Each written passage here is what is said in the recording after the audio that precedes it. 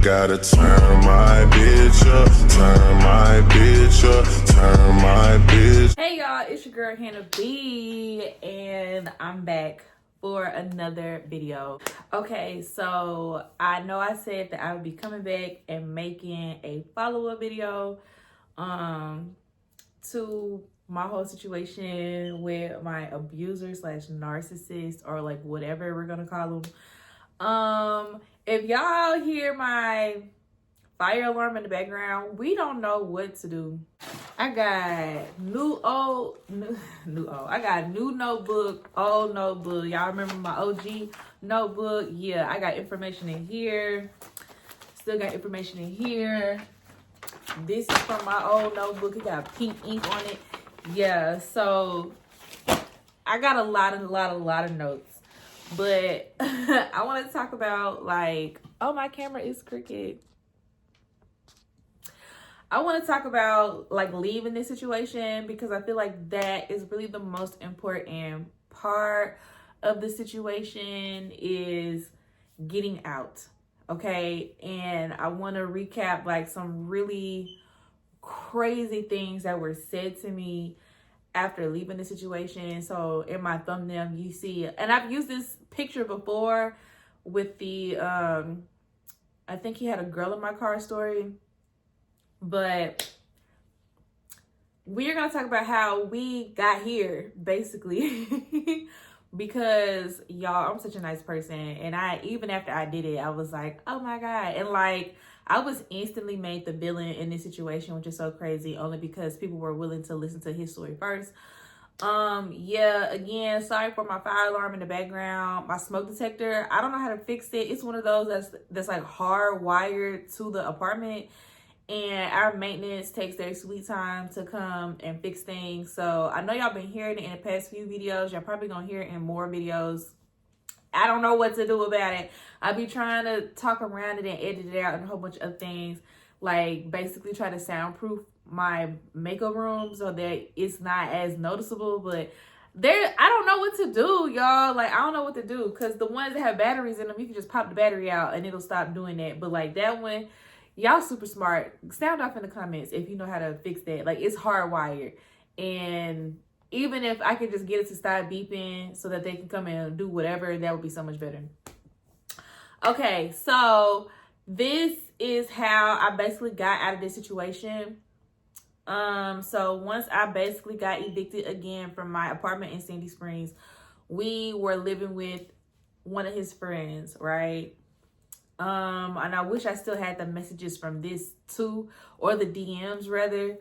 But I've heard two different versions of how we got here. One version was that he basically went to him and asked him if we could stay there.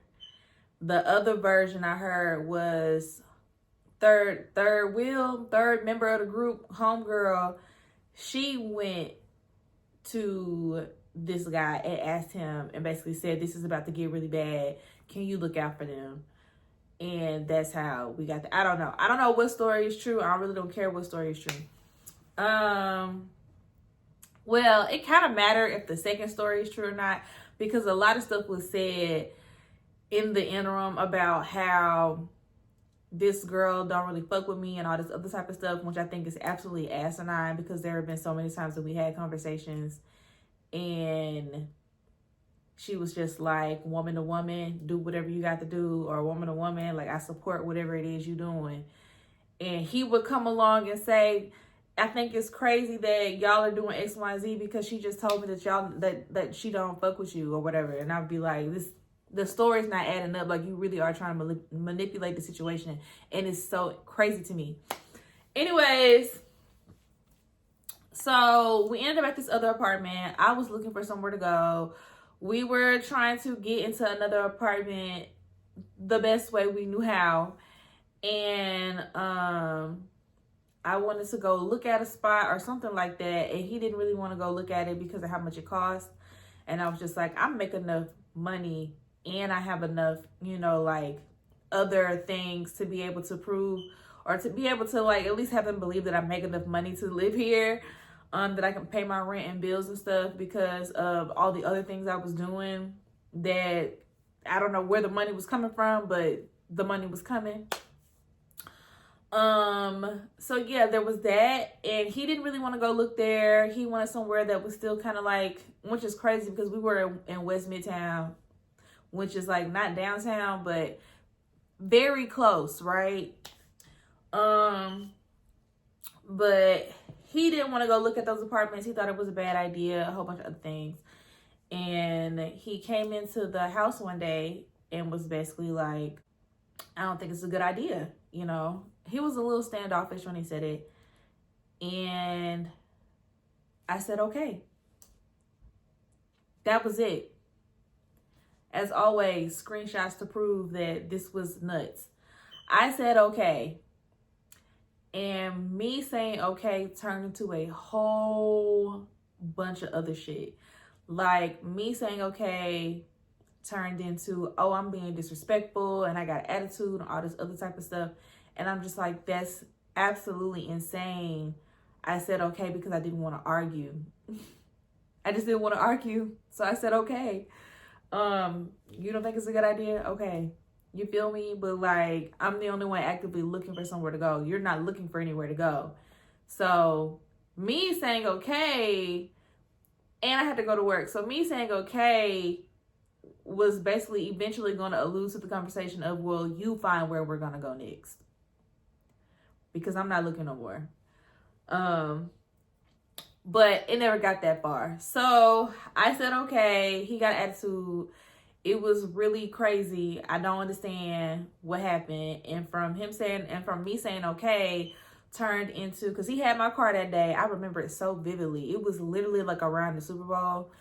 And when the Super Bowl was in Atlanta. And I was like, I said okay because I didn't want to argue with you. And not only that, I had like a terrible night at work, and like he had my car and he was basically like, fuck you, I'm not coming to get you from work. And I'm like, you literally have my car, you have to come get me from work, or I'm calling the police. Like, you have to come pick me up because you have my car, and to be quite frank, you really don't have permission to have it, you know. So I ended up getting a ride back to the apartment, one of my homegirls, and that day was that day. And then like, I don't remember like the days or like what transpired really, but very quickly after that situation, I was just kind of like, I don't really want to deal with this anymore. I'm getting ready to go, to leave. And I want to say this was Super Bowl Sunday.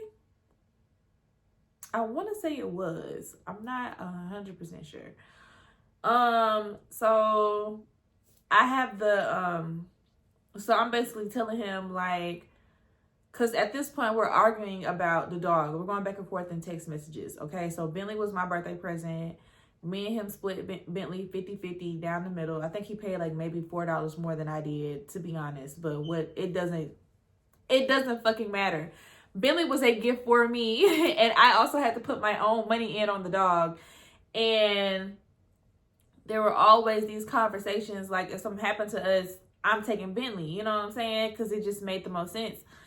And we still had Bentley. He still had a crate. He was at this guy's apartment that was a no animals apartment, but we were doing the best we could to get Bentley to shut the fuck up and a whole bunch of other things, because Bentley was a very barkative puppy. We kept him in the dark.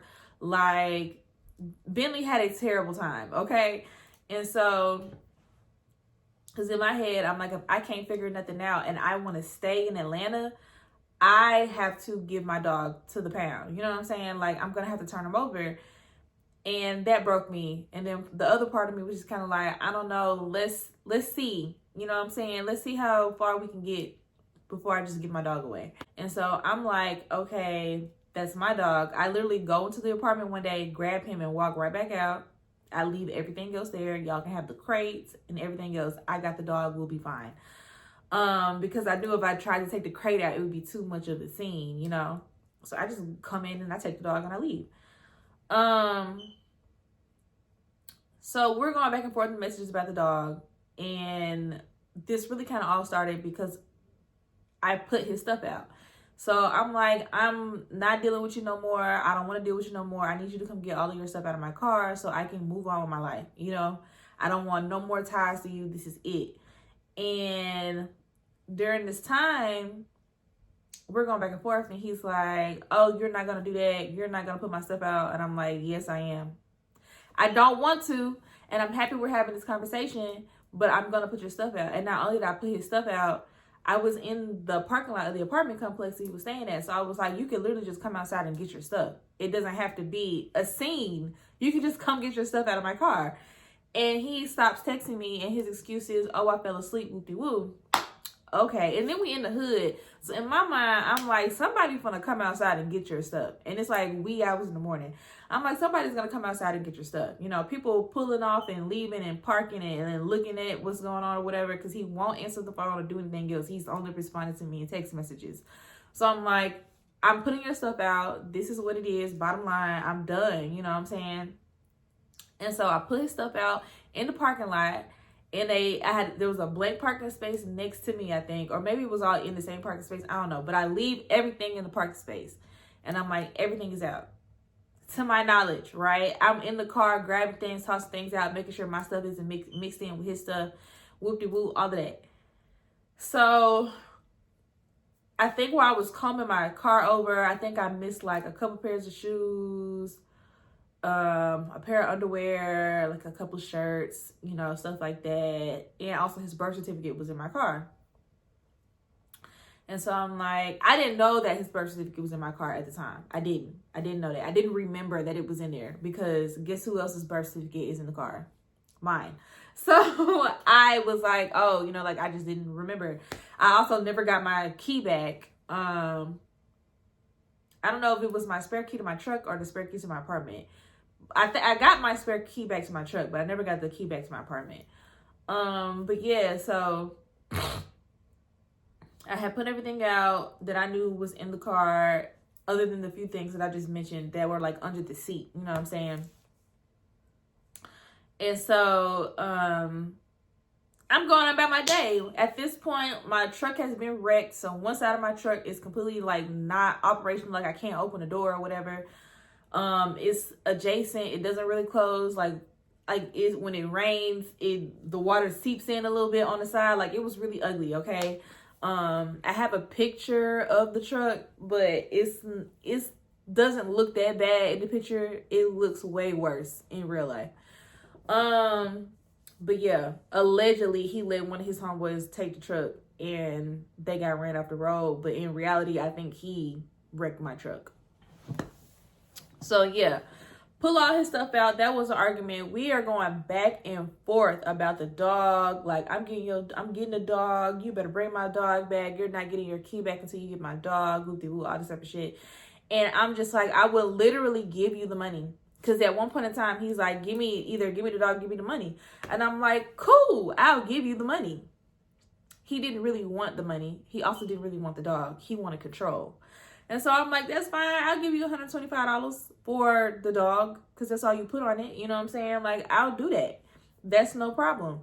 And it's kind of like the not conversation, but like attitude kind of change, like the energy kind of changed when I was just like, you can get the dog. It went from, it's like, I offered you your stuff. I offered you the dog. Not the dog. I offered you your stuff, and I offered you money. You feel me? If you don't want to come out here and get your stuff, at least come get the money, because I'm keeping the dog. That's what it is. And I may be conflating some of this together, but like it felt like it all happened in one night, because we were going back and forth so much. I was just like, I'm getting the dog, and that's just kind of what it is. So I offered him money. I offered to help him put the stuff in the house. I offered to stay there until he got the stuff. Like, this went on for hours in February. It's cold outside, and now I have nowhere to go. So I'm really just trying to figure out, like, you know what I'm saying? Like, don't, like, come get the dog. Like, not the dog. Come get your stuff so I can figure out where I'm going for tonight. And eventually I just ended up leaving it there. And baby, I was boo-hooing on the way to, I slept overnight. Me and Bentley slept overnight in a parking garage, which in retrospect, we didn't really sleep and it was a terrible idea because exhaust, right? But we slept in a parking garage overnight. And then the next day, I ended up, our third party homegirl basically texted me and was like, well, you can come stay at Ray's house, you know, or you can leave Bentley here while you're at work at least. And that turned into me being able to stay there. And that's where I was staying for like the last couple of months, the last month when I was trying to figure out, am I leaving Atlanta or am I moving? You know what I'm saying? So during this time, so I'm staying here. The rule in the house was, because our other friend and him were still communicating, they were still friends. They still friends now, child. I don't get it, but because he has done some crazy shit to her, but they still friends, whatever. I don't know. But the rule in the house was basically like, he can't come over here. Like, yeah, I know y'all cool or whatever, but he can't come over here. And that was Ray's rule for the house. While I'm here, while Hannah is here, he cannot come over here. And that's just what it was. And that turned into him reaching out to me and like trying to ask me where I was at. And I would just be like, I'm nowhere. You know what I'm saying? Like, don't worry about where I'm at. I go to work. That's it. And so after that, I'm going to work and he's almost blocked on everything except for email. So like, he's blocked on Cash App. He's blocked on, he can't text me. He's blocked on all social medias except for email. And I don't remember if I reached out to him first or if he reached out to me. But I think he reached out to me first and basically was like, I don't want to play these games with you. I want my stuff back. And in my head, I'm just like, and it's only been, this was like on the 8th or 9th. He said he wanted his stuff back, and then like maybe 3 or 4 days later, it was, I'm coming to bust the windows at your car, basically. But he started threatening me and my property, me and my person. Like, he just was threatening me a lot. And so he was just basically like, yeah, I know where you work at. You want to play games with me. I'll come bust your shit up and get my shit if I need to. You know, like, it's nothing. I would hate to have to come up to your job and like show my ass, like all type of stuff. And I was like, one, I've already got pulled into the office about this shit anyways, because all of my managers were women, except for 2, but the rest of the managers were women. Yeah, people are screaming outside. And they were pretty much like, let us know what's going on so we can better help you, so we can at least try to keep you safe at work. And it's cool. And so they knew, and our security guard knew, the one that carried the gun, he knew, because the other security guard didn't. He didn't use, because was a big buff nigga. Like, he didn't need no gun. But yeah, so the security guard was basically like, just let me know. You know what I'm saying? Like, let me know what he looked like. I'll make sure that he doesn't walk through the door. He can't come in here. We do like a whole bunch of shit. And so I'm like, okay, cool. So he's texting me all this stuff, and I basically give him a laundry list of, no need to contact me. You'll get your stuff back. I don't want it. It serves me no purpose to keep it. And also the people at my job know about you. You know what I'm saying? Like, they know what's going on between us. They know that I'm in the middle of a really messy separation, and you're threatening me like this is not cool. And so the conversation progresses, and eventually I'm just like, I don't feel comfortable meeting you nowhere to give you your stuff. I'm not gonna lie. You've literally threatened me and my property. You feel me? And he's like, oh, stop it. Like, I'm not gonna do nothing to you. Like, you playing more games as cap with you. And I'm just kind of like, it's not cap. I got the messages to prove that you've been talking out your ass. Not only that, when I left my apartment in Sandy Springs, I was able to save some of my furniture. Not much, but some. I had 2 couches that my daddy bought me from Miss Kelly's. They were nice gray couches, okay? And we had another friend that was basically like, I'll take the couches because I have an extra room in my apartment with nothing in it. And, you know, you can hold some of your furniture here in case you know what I'm saying? So I think both the couches, I know my small makeup desk that's sitting over here, and like I think a mattress or something was like we were able to save that much. And yeah, that turned into a whole ordeal. I'm gonna get into that too. But basically I was able to take the stuff over there, and in this email exchange that me and him having, he's basically like, and you gotta go get your shit out of so-and-so's house or he's gonna throw it away, or he's gonna throw it away. And so I hit the guy up directly and I was like, hey, screenshot, are you trying to throw my furniture out? I just, because like at this point it's only been like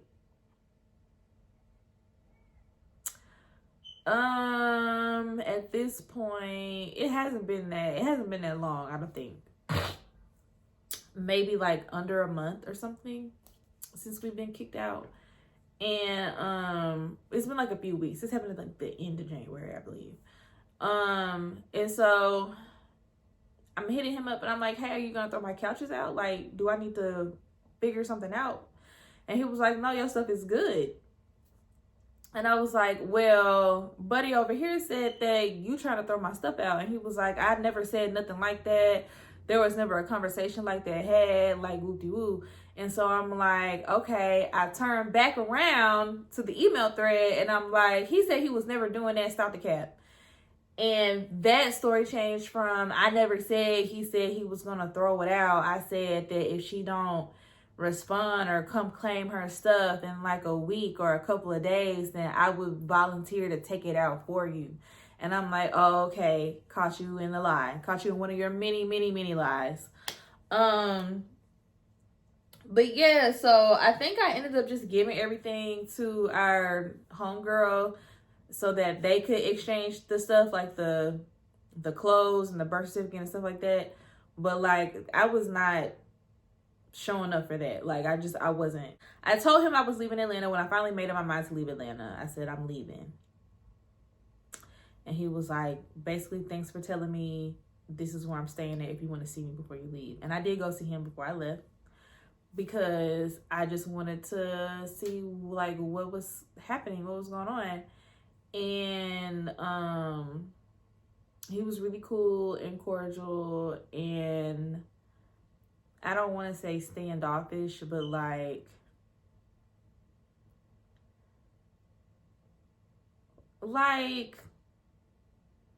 Mac Daddy Pimp God was like the energy he was giving me. And I'm just like, this isn't even your apartment. You're kind of house sitting right now. Like, you sleep on the couch, you know? So there was that, but he had most of his clothes back and stuff like that. And he was really cool and cordial with me. And then there was a couple of times afterwards that I came to see him once he did get his own apartment in that same apartment complex, which was literally behind, like down the road, but behind my job that I was working at in Camp Creek. Like, them apartments over there, what is it? Like, it's not a Target, but them apartments over there behind like the Pizza Bar shopping center where Harold's and stuff is, like, it's over there. You know what I'm saying? Like, it was new. And the other apartment was, you know, once he actually moved out on his own, it was doing okay by himself, allegedly. It was all right. I never knew what happened to that apartment. He had his brother living there with him at one point in time. And it just seemed cool, you know what I'm saying? It seemed like they had it together. But I know what happened to that apartment, but I really don't know what happened to that apartment, if you feel me. But yeah, so that's how we separated. That's how I got out of there. I made up my mind one day and I was just like, I'm just gonna go ahead and go home. It's not worth it for me to stay here. I had like maybe $700-800 in my pocket, and I tried my best to make that money last me a very long time. But yeah, like, he was threatening me and a whole bunch of other things. And and this is the most important part of me going to see him the day that I decided to leave. Because I literally left like in the middle of the night. I went to old boy's house, got my desk because that's all it could fit. And he was like, you're coming back to get the rest of your furniture, right? And I was like, yeah. I wasn't coming, y'all. Got my desk, and then I left. And I waited till like the middle of the night, and then I literally just was like, I'm going home today. And that's what I did. I left a whole bunch of money on the countertop at Ray's house. And I was just like, you know, thank you for having us here. I'm gone. And I'm not coming back.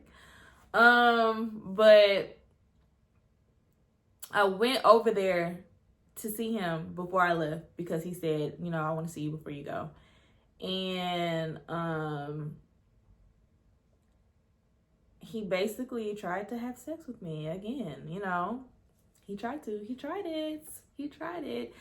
And I didn't have a period tracker back then, but literally my period was coming on while I was there. Like, I went to the bathroom because I had to pee, and there was blood on the tissue.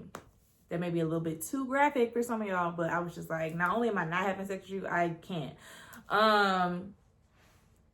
So yeah, you know, he was very like, come sit next to me-ish and all this other type of stuff, and you look goodish and all, and like stuff like that. And you know, when you turn a man down, it's disappointment, especially when you're trying to prove that you're not upset about not having sex with somebody. Like, it's disappointment, but the energy in the room do change. You know what I'm saying? Like, you go from I'm trying to fuck you to you my little homie, like real quick, and it's so weird. But yeah, those are all of the messages. That's all the proof that I have. But I did want to share that part of the story because, like, it was so dramatic for no reason. Like, you never thought you was getting a dog. I was never going to keep your stuff. Like, trust me, I don't want it.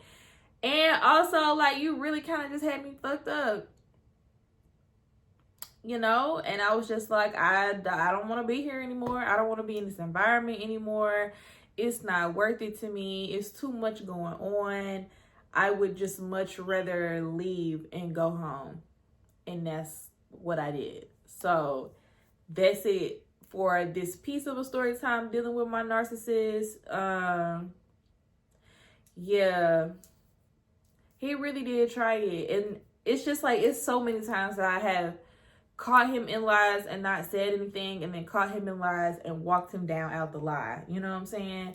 And I hate that I only have access to messages from November 2018 to like March or whatever 2019. I wish I had more so I could really show y'all like how nuts this stuff used to be. Like, I really wish. But I'm gonna start back doing story times on like individual situations, because yeah, I'm gonna start back doing story times because there's more stories and there's more chaos. So see y'all in the next one. That savage love you, girl. You know that savage love you.